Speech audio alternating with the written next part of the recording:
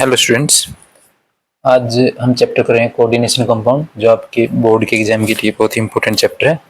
ठीक है, तो इसमें हम दो वीडियो बनाएंगे। फर्स्ट वीडियो में हम इसका जो कंप्लीट करेंगे Werner theory, VBT theory and CFT theory. ठीक है, सेकंड वीडियो में हम करेंगे इसका आईयूपीसी नेमिंग और आइसोमेरिज्म के बारे में बात करेंगे। तो अभी हम स्टार्ट करते हैं। आपके एग्जाम के लिए जितना मैं कराऊंगा उससे आपका एग्जाम के लिए सफिशिएंट रहेगा आपका। ठीक है, तो देखते हैं। फर्स्ट ऑफ आपका जो थ्योरी है वो है वर्नर थ्योरी। वर्नर थ्योरी से पहले मैं थोड़ा सा बात कर लेता हूँ, what does mean by coordination compound. ठीक है, कोऑर्डिनेशन कंपाउंड से पहले आपको पता होना चाहिए डबल सॉल्ट क्या होता है। डबल सॉल्ट जो आपका कंपाउंड होता है ये कंप्लीटली डिसोसिएट हो जाता है आयन के अंदर। ठीक है, इसके अंदर जितने भी आयन प्रेजेंट होंगे सारे के सारे, जैसे आपका एग्जाम्पल है मोहर साल्ट है या फिर आपका पोटास अलम है, ये सारे के सारे क्या होते हैं एक्वस सॉल्यूशन में कंप्लीटली डिसोसिएट हो जाते हैं। लेकिन कोऑर्डिनेशन कंपाउंड का एक कंफ्यूजन है कि वो कंप्लीटली डिसोसिएट नहीं होता। ठीक है, इसका एग्जांपल ये हो गया, जैसे इसका एग्जांपल दे देते हैं K4FeCN6 इस तरीके से। अभी जो यहाँ पर पोटेशियम आउटसाइड है, आउटसाइडर तो यहाँ पर लिखने का तरीका इसका, आउटसाइडर जो आयन होगा यहाँ भी हो सकता है और यहाँ भी हो सकता है, वो तो आपका डिसोसिएट होगा। लेकिन ये जो आपको ब्रैकेट के अंदर दिखाई दे रहा है ये आपका डिसोसिएट नहीं होगा। ठीक है, इसलिए इसका नाम रखते हैं हम कॉम्प्लेक्स कंपाउंड। क्यों डिसोसिएट नहीं होता इसके बारे में अभी डिस्कस करेंगे। तीन थ्योरी आपकी इसके अंदर, Werner theory, VBT theory and CFT theory. ठीक है, थोड़ा सा इसके बारे में मैं आपको इंट्रोडक्शन दे देता हूँ। मान लो आपके पास यही कंपाउंड है या कुछ और ले लेते हैं। जैसे आपके पास ये है CuNH3 6 और यहाँ पे ले लेते हैं Cl2, कुछ भी ले लेते हैं। अभी इस पूरे कंपाउंड को हम बोलते हैं, इसको बोलते हैं कोऑर्डिनेशन स्फीयर। इसको हम बोलते हैं कोऑर्डिनेशन स्फीयर बोल सकते हैं इसको। मैं इसका थोड़ा सा इंट्रोडक्शन आपको बता देता हूँ। इसको बोलते हैं कोऑर्डिनेशन स्फीयर। और इसके अंदर जो मेटल प्रेजेंट है उसको बोलते हैं हम central metal atom. Central metal atom आपके पास ये होता है। ओके स्टूडेंट्स, और यहाँ पर जो आउटसाइड यहाँ भी हो सकता है और यहाँ भी हो सकता है, इसको हम बोलते हैं, इस पूरे स्पीसीज को हम बोलते हैं काउंटर आयन या आयनाइजेबल पार्ट, क्योंकि आयन में कन्वर्ट हो जाता है। इसको बोलते हैं हम काउंटर आयन या फिर आयनाइजेबल पार्ट। अब जितने भी मॉलिक्यूल अंदर बचते हैं उसको हम बोलते हैं लीजेंड। इसको हम बोलते हैं लीजेंड। और यहाँ पर जो इसकी संख्या होती है, मान लो 6, 4, 2, जितने भी बॉन्ड को क्रिएट करता है उसको बोलते हैं इसका कोऑर्डिनेशन नंबर। ये बोलते हैं इसको कोऑर्डिनेशन नंबर। तो इन बातों का आपको ध्यान रखना है, तो इससे आपका काम इजी हो जाएगा। ठीक है, अब यहाँ पर इस कोऑर्डिनेशन स्फीयर के अंदर जो आपका सेंट्रल मेटल एटम है, लाइक कॉपर, आयरन, जिंक, कुछ भी हो सकता है। ठीक है, वो काम करता है आपको, वो लोन पेयर को एक्सेप्ट करता है क्योंकि उसके पास वैकेंट ऑर्बिटल होता है, इसलिए ये काम करता है आपका लेविस एसिड का। जो लोन पेयर को एक्सेप्ट करता है that act as Lewis acid. और जो आपका लीजेंड होता है, ये आपको याद रखना है, वो काम करता है लेविस बेस का। वो लेविस बेस का काम इसलिए करता है क्योंकि उसके पास लोन पेयर होता है। सपोज करो यहाँ पर NH3 है, NH3 के पास एक लोन पेयर होता है जो कॉपर को डोनेट करेगा। किस फॉर्म में डोनेट करेगा अभी देख लेते हैं, थोड़ा सा मैं आपको बता देता हूँ। जैसे आपके पास यहाँ पर कॉपर सेंट्रल मेटल एटम है, तो ये यहाँ पर कितने NH3 आपके पास 6 है। इस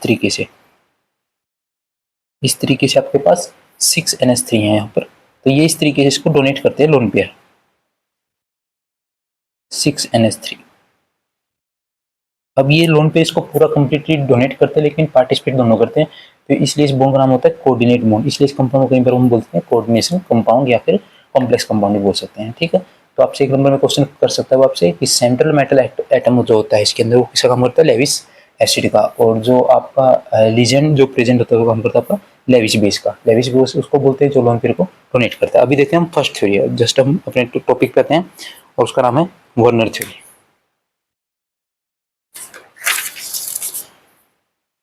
वर्नर थ्योरी को देखते हैं, क्योंकि आपके एग्जाम में बहुत ही कम टाइम है, सिर्फ हम एग्जाम के क्वेश्चन के बारे में ही ज़्यादातर बातें करेंगे कि क्वेश्चन आपसे क्या पूछता है। देखो, पहले तो आपको पता होना चाहिए वर्नर थ्योरी क्या है। वर्नर थ्योरी के अकॉर्डिंग दो पोस्टुलेट दिए गए हैं। मेटल के पास किसी भी सेंट्रल मेटल एटम जो आपके पास प्रेजेंट है, मैंने अभी आपको बता दिया, उसके पास दो टाइप की वैलेंसी आपको ये याद रखनी है। पोस्टुलेट इस तरीके से बनाना है आपको। एक तो उसके पास वैलेंसी होती है, कौन सी वैलेंसी होती है, पहले मैं कंसेप्ट बता रहा हूँ वर्नर थ्योरी का, फिर क्वेश्चन बताता हूँ कैसे पूछेगा आपसे। एंड सेकंड वैलेंसी को नाम रख रखा है उसने क्या, सेकेंडरी वैलेंसी। अच्छा, इसमें एक बात का और ध्यान रखना, आपको ऑक्सीडेशन स्टेट निकालना आना चाहिए आपको। ठीक है, वो आप उसकी प्रैक्टिस कर लेना, तब आपको वर्नर थ्योरी अच्छा समझ में आएगा। अब वर्नर थ्योरी भी समझ में आएगा, वीबीटी थ्योरी भी समझ में आएगा और सीएफटी भी। पर प्राइमरी वैलेंसी को हम बोल सकते हैं ऑक्सीडेशन नंबर जो निकालते हैं। ठीक है, सेकेंडरी वैलेंसी को यहाँ बोलोगे कोऑर्डिनेशन नंबर। कोऑर्डिनेशन नंबर का मतलब है जितने नंबर ऑफ लीजेंड उसके अंदर प्रेजेंट होंगे। ठीक है, तो अभी देखते हैं, मान लो कैसे ये तो क्वेश्चन देख सकते हैं इसके ऊपर। सपोज करो अभी मैंने एक एग्जांपल लिया था, लाइक ये लिया था यहाँ पर FeCN6, ये ले लेते हैं K4FeCN6 ले लेते हैं मान लो। ठीक है, मैंने आपसे पहले कहा कि आपको इसका ऑक्सीडेशन स्टेट निकालना आना चाहिए इस कंपाउंड के अंदर। तो देखो निकालना किसका, सेंट्रल मेटल एटम का, तो निकालते हैं। पोटेशियम पे चार्ज आपको याद रखना है +1 कितने टाइम्स है, 4 टाइम्स। जिसका निकालना उसको x कंसीडर करेंगे। Cn का चार्ज याद कर लेना, या फिर मैं जब नेमिंग कराऊंगा सेकंड वीडियो में तब बता भी दूंगा। ओवरऑल कोई चार्ज प्रेजेंट नहीं है इसके ऊपर, कोई भी चार्ज नहीं, तो देयरफॉर यहाँ पे लिखेंगे 0। अब 4 × 1 4 plus x plus into minus minus 6 equal to 0। अगर इसको माइनस वगैरह करोगे तो आपको क्या आएगा 2। तो इसका चार्ज कितना है, Fe का चार्ज कितना है 2। तो आपसे पूछेगा इस टाइप का एक कोई कंपाउंड दे देगा एग्जाम के अंदर क्वेश्चन। फर्स्ट क्वेश्चन देखो, वर्नर थ्योरी मैंने आपको बता दिया। वर्नर थ्योरी के अंदर दो पोस्टुलेट होंगे। प्राइमरी वैलेंसी किससे मैच करती है, आपकी ऑक्सीडेशन नंबर से। सेकेंडरी वैलेंसी मैच करती है कोऑर्डिनेशन नंबर से। ओके स्टूडेंट्स, तो आपसे फर्स्ट क्वेश्चन आपको ऐसे कोई कंपाउंड देगा और उसमें आपसे पूछेगा भी कि इसकी प्राइमरी वैलेंसी बताओ, तो आपको उसका ऑक्सीडेशन नंबर या ऑक्सीडेशन स्टेट निकालना है। कितना है, मान लो 2। तो इस कंपाउंड का जो है प्राइमरी वैलेंसी आप लिख के आओगे एग्जाम के अंदर, कितना होगा 2 है। ठीक है, तो फिर अगर आपसे पूछ लेता है, क्वेश्चन चेंज है, अब आपसे पूछ लेता है कि सेकेंडरी वैलेंसी बताओ, तो आप कैसे बताओगे। सेकेंडरी वैलेंसी बताने के लिए आपको उसके अंदर नंबर ऑफ लीजेंड की संख्या देखनी है। देखो उसके अंदर कितने लीजेंड है, 6। तो इसका सेकेंडरी वैलेंसी कितना होगा। ये तो बड़ा सिंपल क्वेश्चन है, लेकिन अगर क्वेश्चन थोड़ा सा चेंज कर दे, ये सेकेंडरी वैलेंसी है, अगर क्वेश्चन थोड़ा सा चेंज कर देता है तो देखते हैं अभी। मान लो किसी कंपाउंड के अंदर आपको बोल देता है कि आपके पास एक कंपाउंड है लाइक PdCl2.4NH3। अगर इसको हम किसी कंपाउंड के साथ रिएक्ट करवाते हैं और आपको वहां पर मोल्स ऑफ एजीसेल फॉर्मेशन होता है, मोल्स ऑफ एजीसेल। एक क्वेश्चन इस तरीके से पूछ सकता है आपसे कि इस कंपाउंड के मोल्स ऑफ एजीसेल मान लो कितने, विद AgNO3 के साथ जब इसका रिएक्शन कराते हैं तो मोल्स ऑफ एजीसेल जो प्रेसिपिटेट होते हैं वो कितने होते हैं, मान लो 2 मोल्स ऑफ एजीसेल होते हैं। तो what is the structure of this compound. तो आपसे फर्स्ट क्वेश्चन पूछता है कि what is the structure of this compound, and second one question है प्राइमरी वैलेंसी और सेकेंडरी वैलेंसी। अभी देखो एजीसेल के कितने मोल बनते हैं, 2। अभी जो मैंने आपको बताया एक तरीका क्या बताया कि यहाँ पर जो अंदर प्रेजेंट है वो आयन के अंदर ब्रेक नहीं होगा, वो ऐसे का ऐसा रहेगा। लेकिन उसने बोला कि AgCl जब इसको हम रिएक्ट करवाते हैं किसके साथ, AgNO3 के साथ रिएक्ट कराते हैं तो आपको 2 मोल्स ऑफ AgCl मिलता है, यानी कि 2 Cl बाहर जाते हैं। तो यानी कि इसका मतलब क्या हो गया, आपका यहाँ पर 2 Cl बाहर होंगे, बाकी मोलिक्यूल अंदर होगा। पैलेडियम इंटू NH3 टाइम्स कितना होगा, 4 टाइम। तो स्ट्रक्चर इसका ये बनेगा। अभी मैंने Cl ही बाहर क्यों लिखा है, क्योंकि उसने बोला है कि आपको 2 मोल्स ऑफ AgCl बनते हैं, तो दोनों Cl आपको बाहर लिखने होंगे, बाकी सब आप अंदर कंसीडर करोगे। इस तरीके से आपको क्वेश्चन करने होंगे, इस बात का थोड़ा सा आपको ध्यान रखना है। तो अभी देखते हैं, इसका ऑक्सीडेशन स्टेट निकालते हैं। इसको कंसीडर करेंगे x, NH3 पे चार्ज होता है 0 × 4 एंड Cl जो होता है आपका इस पे चार्ज होता है -1 कितने times, 2 times is equal to क्या होता है 0। ये तो 0 हो जाएगा आपके पास, तो x इज इक्वल टू क्या आ जाएगा 2। That is equal to primary valency. ये आपका क्या है, प्राइमरी वैलेंसी होगा। अगर सेकेंडरी वैलेंसी पूछता है तो देखो नंबर ऑफ लीजन कितने अंदर 4 है, तो सेकेंडरी वैलेंसी यहाँ लिखा होगा 4। तो प्राइमरी वैलेंसी आपके पास 2 है, सेकेंडरी वैलेंसी 4 है। तो एक क्वेश्चन इस तरीके से, मोल्स ऑफ AgCl कितने प्रेसिपिटेट होते हैं, तो वो आपको थोड़ा सा इसमें ध्यान रखना होगा कि कैसे क्या होगा आपके पास क्वेश्चन। ओके स्टूडेंट्स, तो इसका लिमिटेशन अगर आपसे पूछता है एग्जाम में, वर्नर थ्योरी का लिमिटेशन क्या था, एक तो इसने कलर को आइडेंटिफाई नहीं कर पाया, स्ट्रक्चर नहीं बताया, मैग्नेटिक नेचर इसने एक्सप्लेन नहीं किया अच्छे से। ठीक है, ये इसकी कुछ लिमिटेशन है। क्या क्या बोलोगे आप, एक तो बोल सकते हो जैसे स्ट्रक्चर नहीं आइडेंटिफाई कर सकता था ये। सेकंड वन, मैग्नेटिक नेचर क्या होगा किसी भी कंपाउंड का, मैग्नेटिक नेचर मीन्स डायमैग्नेटिक है, पैरामैग्नेटिक है, या फिर हाइब्रिडाइजेशन भी बोल सकते हो। हाइब्रिडाइजेशन ये नहीं बता पाया मेटल का, और कलर भी नहीं, कलर भी लिख सकते हो यहाँ पर। ठीक है, तो सेकंड थ्योरी देखते हैं अभी, VBT थ्योरी। सेकंड थ्योरी हमारी है VBT। अभी VBT थ्योरी के अकॉर्डिंग जो है मेटल और लीजेंड आपस में जो बॉन्ड बनाते हैं, कोऑर्डिनेट बॉन्ड बनाते हैं। ठीक है, मेटल और जो लीजेंड आपस में जो बॉन्ड कंसीडर करते हैं वो कौन सा बॉन्ड होता है, कोऑर्डिनेट कोवलेंट बॉन्ड होता है। सेकंड वन, मेटल के पास क्या होता है, एम्प्टी ऑर्बिटल होते हैं। एम्प्टी डी ऑर्बिटल्स जो भी है, एम्प्टी ऑर्बिटल्स बोल सकते हो आप। एम्प्टी ऑर्बिटल्स प्रेजेंट होते हैं मेटल के पास, इसलिए वो लोन पेयर को एक्सेप्ट कर पाता है। ठीक है, तो इसमें अब कुछ बातों का आपको थोड़ा सा और ध्यान रखना है। मेटल इसलिए बॉन्ड बना पाता है क्योंकि उसके पास एम्प्टी ऑर्बिटल्स है और उस लीजेंड के लोन पेयर को वो एक्सेप्ट कर पाता है इजीली। नेक्स्ट वन जो है आपको इसमें मोस्ट ऑफ द जो हाइब्रिडेशन निकल के आती है आपके पास, यहाँ पर हम जब बात करते हैं दो टाइप के लीजन की बात करते हैं, मैं आपको थोड़ा सा शॉर्ट ट्रिक बताने की कोशिश करता हूँ। 6 और 4, 6 के केस में आपको ज्योमेट्री याद रखनी है, ऑलवेज क्या रहेगी, ऑक्टाहेड्रल।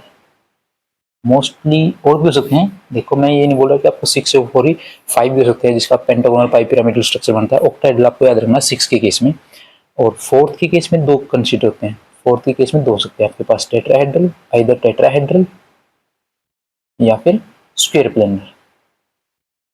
स्क्वायर प्लेनर पोस्टुलेट आप याद कर सकते हो इसके, और ये थोड़ा सा आपको ध्यान रखना है इस बात का। अभी देखते हैं क्वेश्चन इसके ऊपर। इस थ्योरी के अकॉर्डिंग जो है आपका दो टाइप के लीजन एग्जिस्ट करते हैं। मान लो वीबीटी ने दो टाइप के लीजन कंसीडर किए, तो आपका स्ट्रॉन्ग लीजन, एक आपके पास क्या है, स्ट्रॉन्ग लीजन, एक आपके पास क्या, वीक लीजन। अभी यहाँ क्या मतलब है स्ट्रॉन्ग लीजन और वीक लीजन, ये इसका लिमिटेशन भी बन सकता है। लिमिटेशन मतलब किस सेंस में लिमिटेशन, कि ये इस बात को एक्सप्लेन नहीं कर पाया कि स्ट्रॉन्ग लीजन और वीक लीजन क्या होते हैं। ठीक है, स्ट्रॉन्ग और वीक लीजन, देखो वीबीटी का लिमिटेशन मैं यही बोल देता हूँ आपको, स्ट्रॉन्ग लीजन और वीक लीजन का डिफरेंशिएट ये नहीं कर पाया। सेकंड लिमिटेशन जो है, इनर ऑर्बिटल कॉम्प्लेक्स क्यों बनते हैं और आउटर ऑर्बिटल कॉम्प्लेक्स क्यों बनते हैं, इस बात को भी एक्सप्लेन नहीं कर पाया कौन, VBT theory.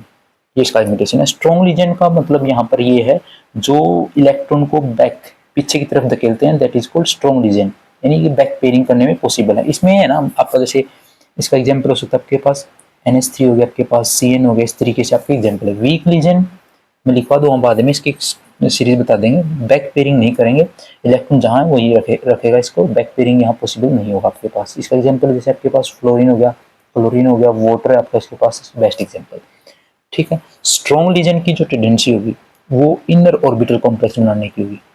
Inner orbital complex का मतलब है जो इनसाइड ऑफ डी ऑर्बिटल को इन्वॉल्व करते हैं। जैसे 6 के केस में हाइब्रिडेशन लेते हैं D2sp3, that is called inner orbital complex. और यहाँ पर ये ऐसे कैसे रखेगा, तो इसके अंदर आउटर ऑर्बिटल कॉम्प्लेक्स बनने की कैपेसिटी जो टेंडेंसी है ज़्यादा रहेगी। ऑलवेज नहीं मैं बोल रहा हूँ, जस्ट ज़्यादा रहेगी outer orbital complex. Outer orbital complex का मतलब है जब आपका 6 के केस में, 6 का केस ज़्यादातर यूज होगा यहाँ पर, तो वहाँ पर अगर डी आपका आउटसाइड चला जाता है तो उसको आउटर ऑर्बिटल, क्वेश्चन करेंगे तो ज़्यादा आपको समझ में आएगा। अभी थोड़ा सा याद रखना, इनर ऑर्बिटल कॉम्प्लेक्स आपके, इनर ऑर्बिटल कॉम्प्लेक्स आपके जो है मैग्नेटिक नेचर में लेस मैग्नेटिक होंगे या फिर डायमैग्नेटिक की तरफ ज़्यादा रहेंगे। आउटर ऑर्बिटल कॉम्प्लेक्स का जो स्पिन है वो ज़्यादा रहेगा as compare to inner orbital complex. एक क्वेश्चन देख लेते हैं, उसके बाद आपको समझ में आ जाएगा। क्वेश्चन है, मान लो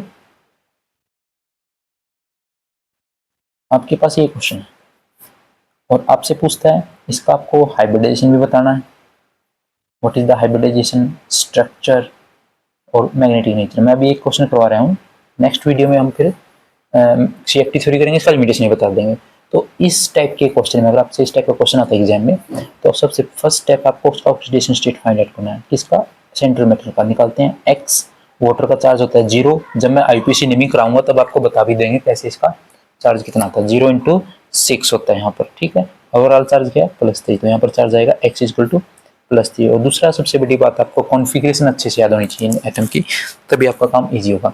तो कॉन्फ़िगरेशन देखते हैं, Fe का नंबर होता है 26, आर्गन होता है 18, तो यहाँ पर क्या आएगा 3d6 4s2, 3d6 4s2। अभी आयरन का देखो चार्ज कितना +3, तो आपको 3 इलेक्ट्रॉन माइनस करने होंगे, तो आंसर क्या आएगा 3d5 4s0।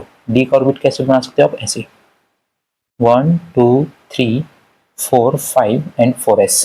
डी में कितने इलेक्ट्रॉन है 5, 1 2 3 सिंगल सिंगल ऑक्यूपाई करोगे, बचते इलेक्ट्रॉन आप बैक पेयरिंग करोगे। ठीक है, अभी वाटर जो है ना आपका वीक लीजन है, वाटर क्या है, वीक लीजन है, तो ये इलेक्ट्रॉन को डिस्टर्ब नहीं करेगा, बिल्कुल ऐसे कैसे रखा। अगर स्ट्रॉन्ग लीजन होता है तो इस इलेक्ट्रॉन को हम पीछे की तरफ करते हैं, ऐसे कैसे रखो।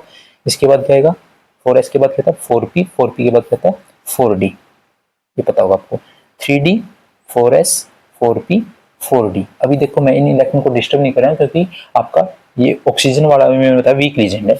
तो कितने लीजन आपके पास 6, और एक लीजन एक लोन पे डोनेट करता है, उसके पास एक ऑर्बिटल वैकेंट, 1 2 3 4 5 और 6। ये इलेक्ट्रॉन कहाँ से आते हैं 6 लीजन से। ऐसे भी लिख सकते हो आप, और भी अच्छा रहेगा, these electron comes from 6 legion.